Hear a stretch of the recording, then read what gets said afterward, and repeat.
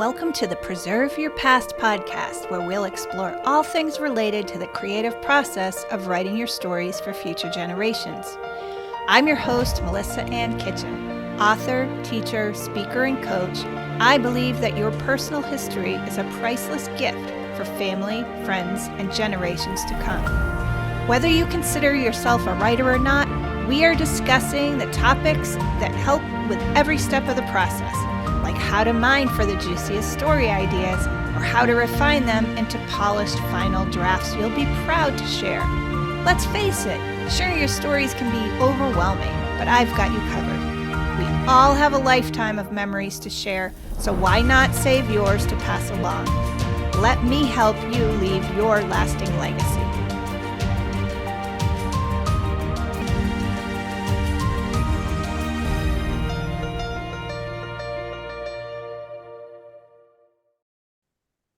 Hi, everybody, and welcome back to the Preserve Your Past podcast. I am so excited to share with you our special guest today, Waltraud Unger.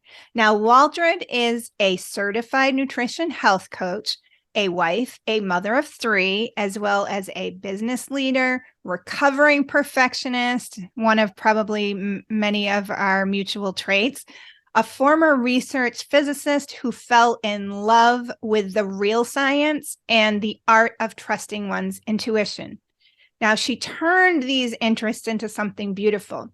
Through her platforms, her coaching sessions, and workshops, she shares insights from her own experience in education to give people, many times entrepreneurs, business leaders, but many women and men, the courage and wisdom to tune into their bodies, hearts, and minds so they can follow what serves their highest good and grow their business ventures and their life ventures. Her mission is to bring science and intuition together in a way that allows people to discover their individual needs so they can uncover the root cause of their struggles and alleviate them for good. She believes that when we live in harmony with nature in sustainable and mutually beneficial ways, we heal ourselves, body, mind, and soul.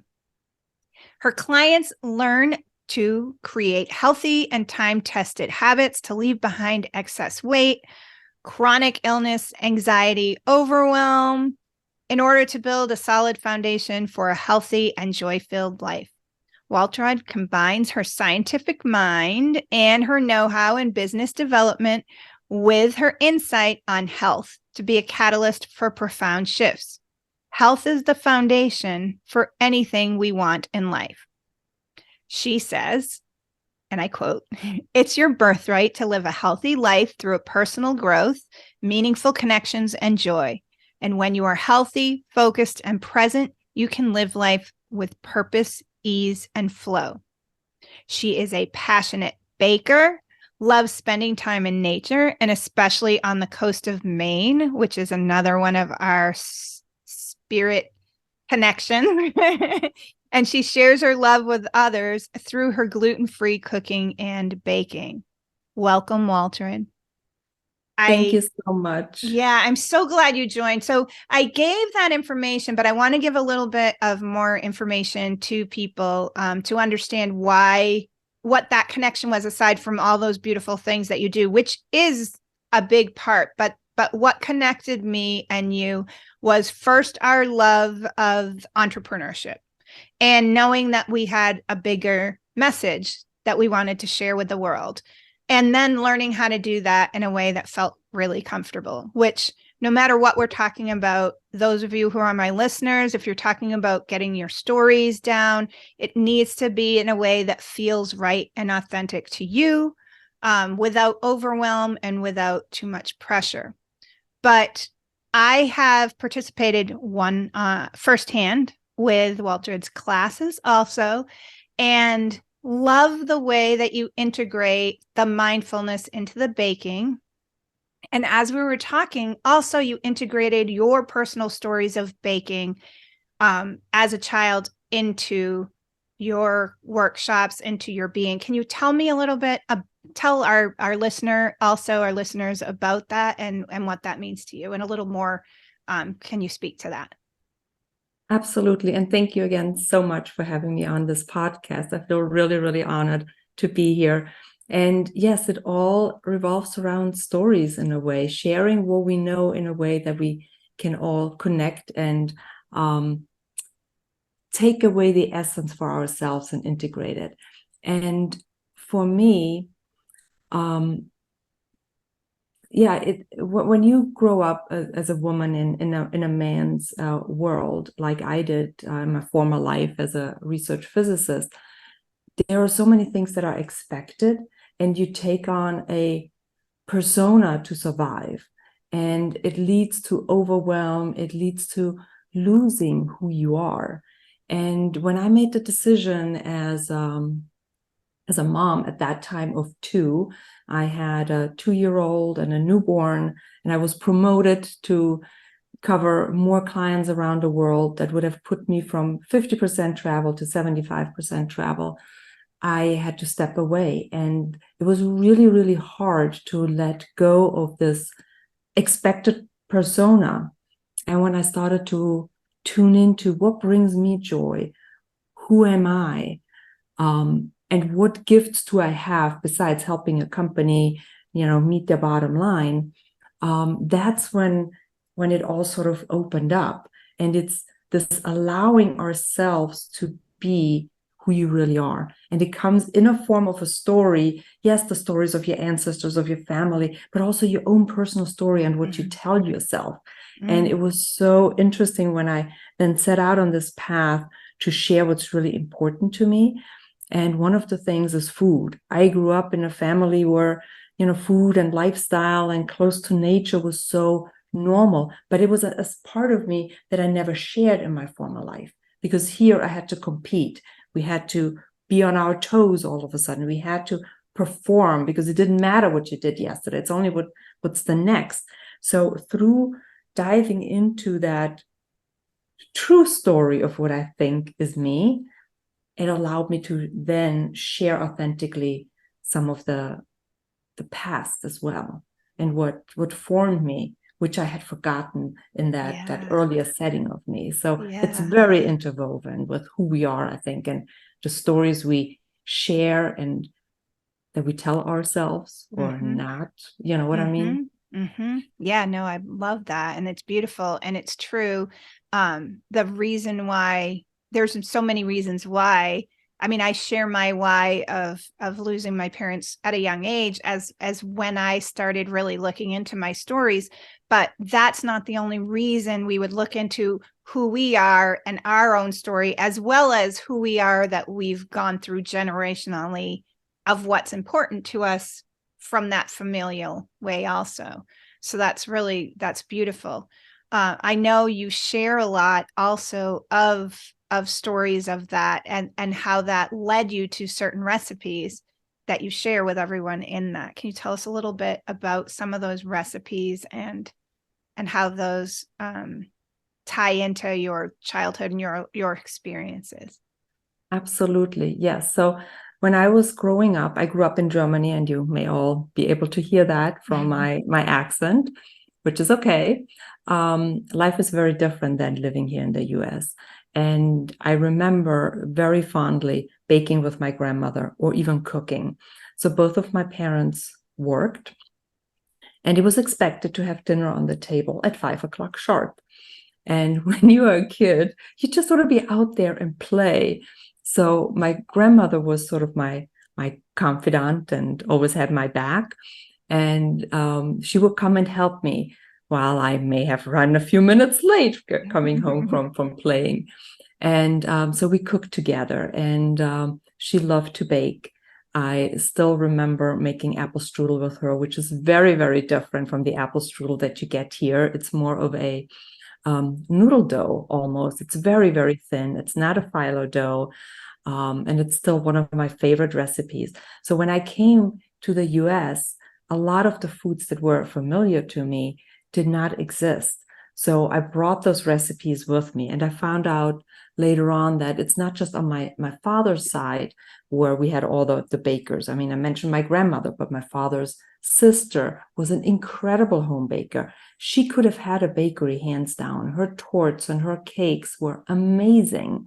And you would never go to her house and there weren't at least 3 cakes. I mean, it didn't matter what day of the week it was. So I knew that part. But on a recent trip back, I learned from my mother that her mother and grandmother and so on, they were bread bakers. And she actually gifted me on the last trip the bread basket that my grandmother on my mother's side That's beautiful. used. And what's so beautiful about this is, so on my mother's side, she grew up on a farm. And this bread basket is made from the straw of their fields. And it's much larger than what I use. So I'm not currently using it for baking, but she used that routinely. And what they did was, or what she did, she would bake bread once a month. They would fire up the town hearth. It was a wood-fired oven, and she would make 4 or 5 of those loaves of sourdough bread, real sourdough bread with wheat and rye. And she would bake that for the week. And then they had ways to store it. They were telling me that they used to bury it really deep into the wheat kernels because that sounds gross, but hey, the mice couldn't get to it and it would stay fresh. So even if the loaf of bread was 3 weeks old, it still tasted good. And I remember her going, down and grabbing one of the big loaves and cutting that. And it was just so amazing because as a child, a big loaf looks a lot bigger. Yeah. So it was really special that my mom gifted me this basket. So in then my parents' generation, there weren't any bread bakers. But when I came here to the US, I missed bread a lot. And then in 2010, 2011, I found out that I couldn't have gluten anymore. So here goes the books of family recipes from my father's side and my mother's side, and they all have wheat in it. And I had to start converting them because that's my comfort food. That is what connects me to all these women that came before me. And I feel like this is something that I can share with people, especially now where gluten intolerance is on the rise, where our gut health is compromised. And when you, for example, use sourdough to bake, you pre-digest the grain. So it helps you assimilate the nutrients. It helps you to digest it better. It helps us heal that gut. Those are stories that I keep hearing from some of my students, that they feel like that bread that they are now making and eating, it feels like a salve to their intestinal system. And it's like, it's all this wisdom that I have from those really strong women that came before me, that I found myself in the situation of teaching to pass that on, not just to my children. That's what I originally did. I wanted them to know where I come from, where our family comes from, but now also to other people that struggle and that I find out not have that connection. So that brought me to this whole side of teaching how to bake. I love it. And I loved being part of that, because I think another piece of the community of before compared to now was that you did things more in a sense of community, right? In our parents and our grandparents, especially your grandmother's age, it would have been through, like, women were able to do things more in community with each other. And so when I took one of your baking classes, it was actually a tort or a cake. We did a chocolate bundt cake. I did one of the chocolate bundt cake. Oh, the dark chocolate red wine. And it was really good. And it was so much fun, even though it was virtual, to do that with all of us together on the video, online. But however it is, even virtually afterwards, to share and see everyone's. But it was really lovely to have your guidance and your knowledge, because I am someone who, while I know my family recipes and make those pies that I learned, I also feel really intimidated by cooking and baking sometimes, or it feels not enjoyable. But I think I learned from that also was the experience of creating the experience to be not just about getting it done, but enjoying the experience, which also leads to, that feeling of the same thing we do in our stories of creating the experience the way we would create our stories, by thinking about our senses, by thinking about little things. The same way I talk about setting up our writing environments to be successful, that's what I try to do now when I will sit down and do my baking. And I learned that from you also. Like, we did some special mindfulness strategies while we were doing it, and getting ready for that and preparing for it, I realize now that I did a lot of the same things. It's like, okay, a nice clean kitchen, keep your desk ready to do your writing, music or something to create an atmosphere that you want to be in. And I feel like there's a very parallel between sitting down to do your writing and creating that way as there is when you're getting ready to do your baking or your cooking. So yeah, it's fun. absolutely. And I still do that. I develop all of my recipes myself, if they are not direct translations from the family recipes, which is really hard to do, to have a direct translation when you go from a regular wheat gluten recipe to now make it gluten-free. And I'm finding my best way to do that is, and to really be in the zone and connect with what you want to create, is first thing I do is I'm barefoot. I want to connect with the ground beneath me. I want to connect with Mother Earth. It grounds me. It keeps me in my zone. I also have meditation music on. I have some favorite ones that I always play. And just having my island, which I almost call it's my altar, my baking altar. I need to have that clean. I have to have it set up. And when I teach a class, I can sense that for so many people, it's very overwhelming. And we are so programmed to just follow the steps and get it done and have it perfect. But when you, for example, go into sourdough baking, you have to know your starter. You have to know your dough. It forms like a connection between what you're creating, and you have to understand that. So it is a give and take. It's science, but yes, it's art. If you want to do something really good, it's practice, and you need to get to know it.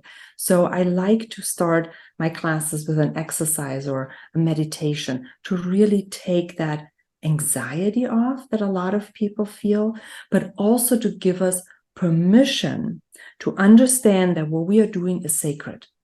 Like, especially with sourdough baking, we have evidence that sourdough baking existed 5,500 years ago. That was before there was baker's yeast and baking powder and baking soda. This is the ancient way of doing that. Now think about the generations of mostly women that have practiced this art.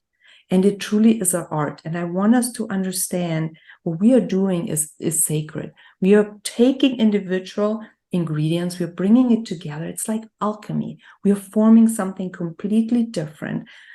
We can infuse it with our love, which many of us do when we really get into it and get hooked, that we are sharing with our loved ones. So there is a certain magic around it.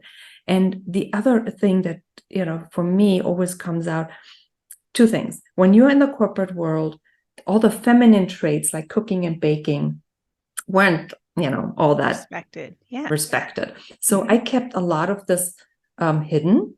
And then when I became a health coach, well, baking specifically and health coaching doesn't necessarily go together either. So I didn't openly admit that this was something that I love to do. But you can do it in a really healthy way that's good for your body. And I think we often, as women nowadays, feel like it's not cool. It's more cool for the guys to start cooking and baking, but for us, it's still this role, this gender role. But there is something so nourishing and so sacred about it. And I always think of it this way, especially when I bake bread. I can go to the supermarket. I can buy a loaf of gluten-free bread that's A, expensive, B, it has lousy ingredients. It doesn't really do me any good. Maybe I get cut off on the way to the supermarket. I'm all grumpy. And I can take the same time and create something here and nourish my nervous system at the same time and be creative and express myself. And this was an aha that I had when my father-in-law had passed away. And I remember the day after, I was alone in the house, and I I needed to process all these information, and I didn't, or emotions, not information, emotions. And I didn't know how to do that. It was this whole spectrum.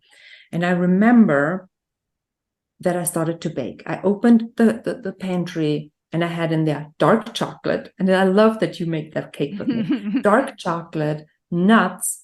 And I hadn't made that since I was a teenager. But it just like in a trance started to chop the chocolate, chop my nuts, get it all ready.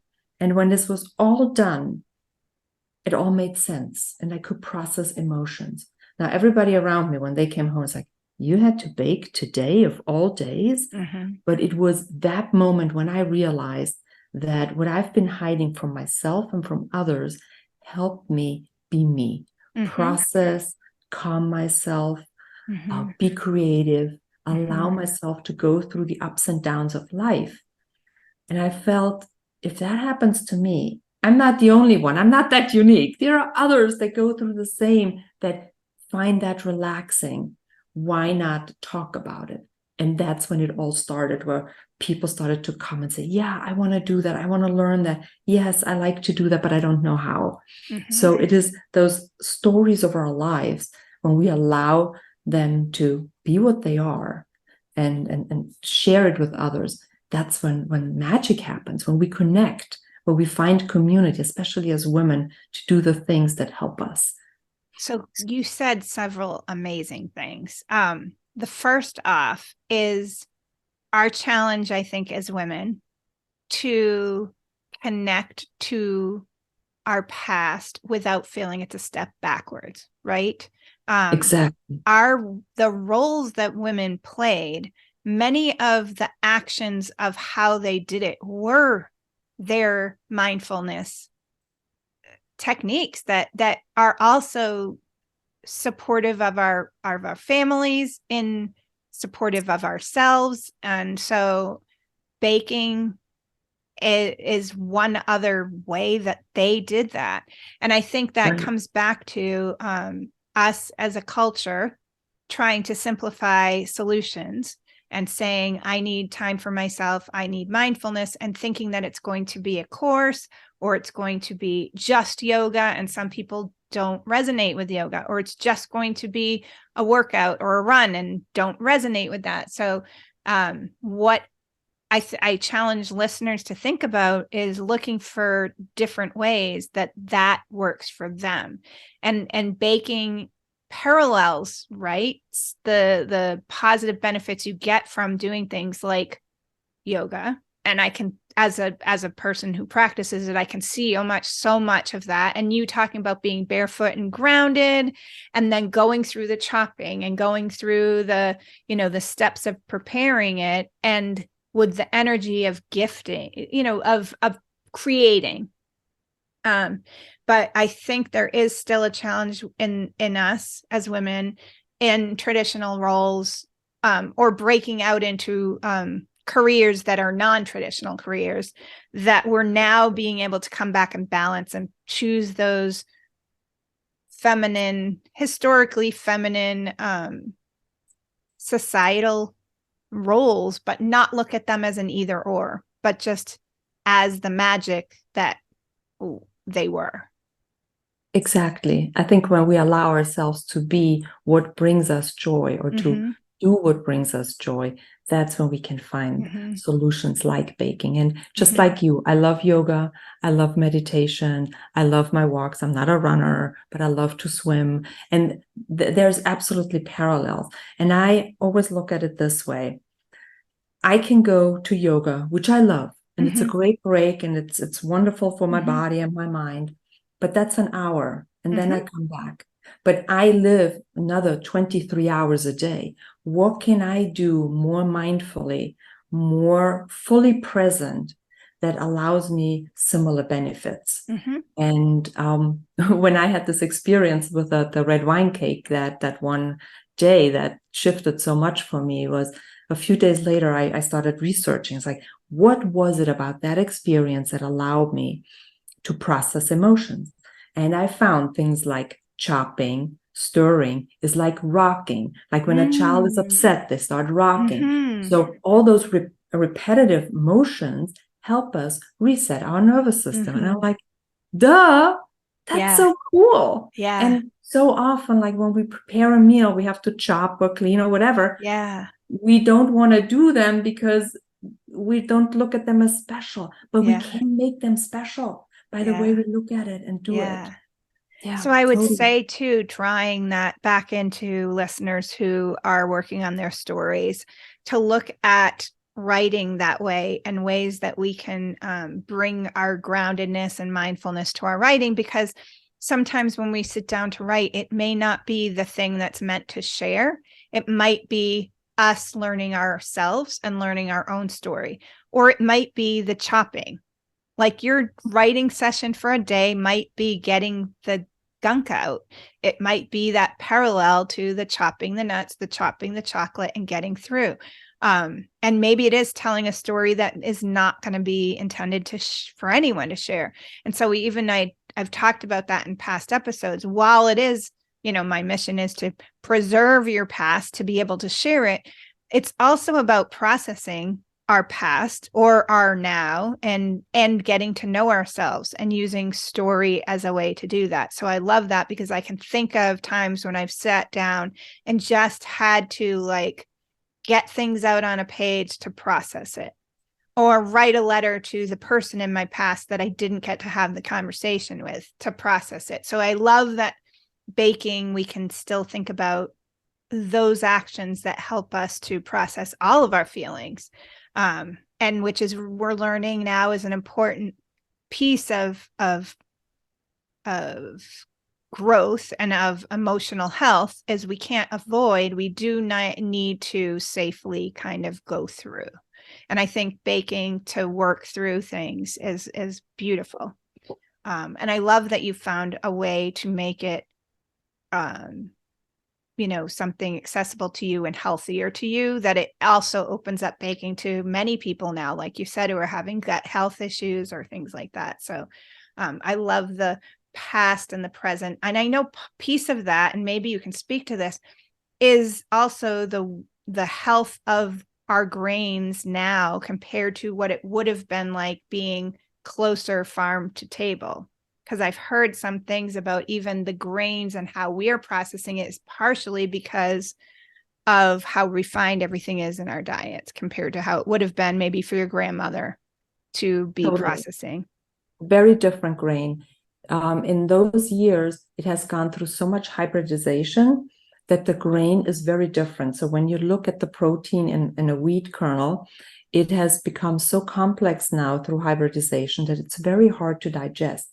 And why is it? We want higher yields and easier yields. So I remember as a kid, we happened to live right next to a cornfield, and the corn was high. You could hide in it. We would make little mazes in there and play. But now it's barely 2, 3 feet high, because it, when wheat ripens and it's that, long, like 5 feet tall, if there's a wind or rain, it would flop over. And I remember sometimes half the field was flopped over. It was just flat, and it's very hard to harvest. So now we have changed it so that the wheat is much lower, but it comes at the expense of our gut. Now we have a protein that's very hard to break down. We certainly didn't use any of the pesticides and fertilizer. It was all natural. I remember watching how they, fertilized the field. It was with leftovers from the animals. So it's very different how our grain is. And interestingly enough, I'm not celiac, at least not that I know of, but I'm very sensitive to gluten. I'm gluten intolerant. But when I go to Germany, I can eat that wheat because it's different. It is a That's what I different was form of wondering. wheat than it is here. Now, can I eat unlimited amounts? No, but I could have a roll a day, for example. I could never do that here. I could have maybe a bite, and then I would feel it already. So there is a difference to it. Beautiful, beautiful.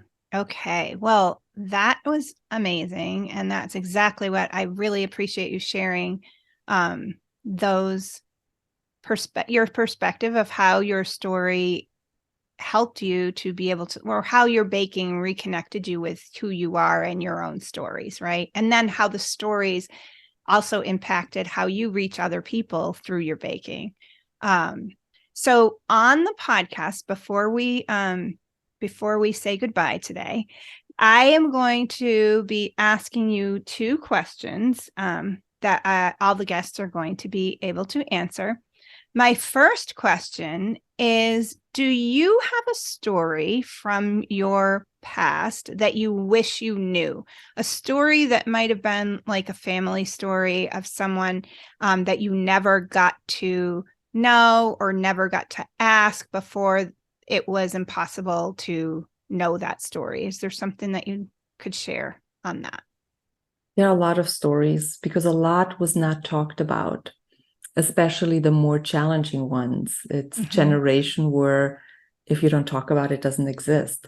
I spent so much time with my father's mother. So I know her life very well, and the life of that side of the family. She was very open and shared a lot, but I don't know a lot about my mother's side. They were definitely more reserved. We lived further away. I didn't have that close of a relationship. And while I remember the breads that she had when we visited, I only recently found out about the basket and the town hearth and how she did it. And it made me curious to understand more how life was for her. She did what she had to do, but she would never speak much about it. So her whole life is kind of a mystery. Yeah. How did I knew she was strong. She had to be strong with being a mom and having the farm and living through the war and all of that. All of these women were extremely strong. But what was it like for her inside having to do that? I love that. I wish I could ask. Yeah.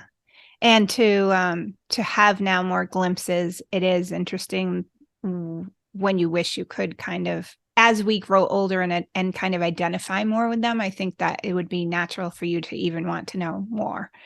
Right. The other question is looking at the opposite. So I always tell people when I am working with them or when I'm talking and doing my speaking, especially my genealogy people who are really doing research and looking forward and trying to decide how to share their family stories with others, that my main statement has always been start with you.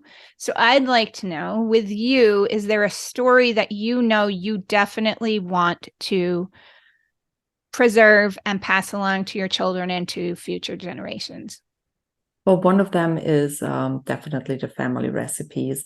And I've decided to write a cookbook. Don't know exactly when it's going to come out, but Wonderful. It's a way for my children to know what was normal for me, what I enjoyed, what was my comfort food, what was our food like at that time.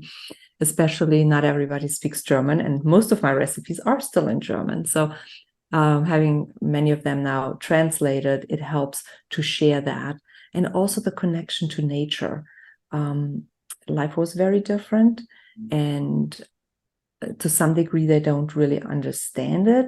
They see it when we go and visit, but I want them to know that there's incredible beauty in nature, and there is so much that it gives us every day, from healing plants to just beautiful moments of walks and connections and stories. It's like I remember one, many times I went in the woods with my grandmother to forage for wild blueberries.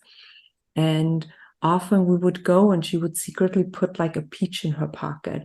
And while our buckets were half full, she said, "Hey, come on over, let's sit down." And we would just sit down on the ground against a tree. And she would magically pull out this peach, which she knew I loved peaches. And we'd just have this little break. And those stories I want my kids to know, and to find that same beauty, to create those same magical moments. Those are not the big stories of grand adventure, but it's those moments where you just sit down with a loved one and you share, moments and just talk about whatever's in your heart. Yeah. And I talk about the little stories being the ones that we remember. And it is the connection, and it's the glimpse into the people, to have that time, just that one-on-one time with her that you had there in that little magical atmosphere also, and nature is so special. Thank you so much for joining me. I want you to share with everyone how they can, because I know we have a lot of bakers and a lot of people have been bringing up the importance of family recipes. That's come up a lot in my discussions. I do have some resources that are going to be out on how we can organize recipes as stories. But can you share how people can find you, Waltraud, and some of the upcoming things that you are going to be sharing with us? The easiest way to find me is through my website, and that's simply waltraudunger.com. I have the bread recipe there, a simple beginner bread recipe that is very close to the bread that I grew up with. It's going to be gluten-free for anybody that needs to be gluten-free.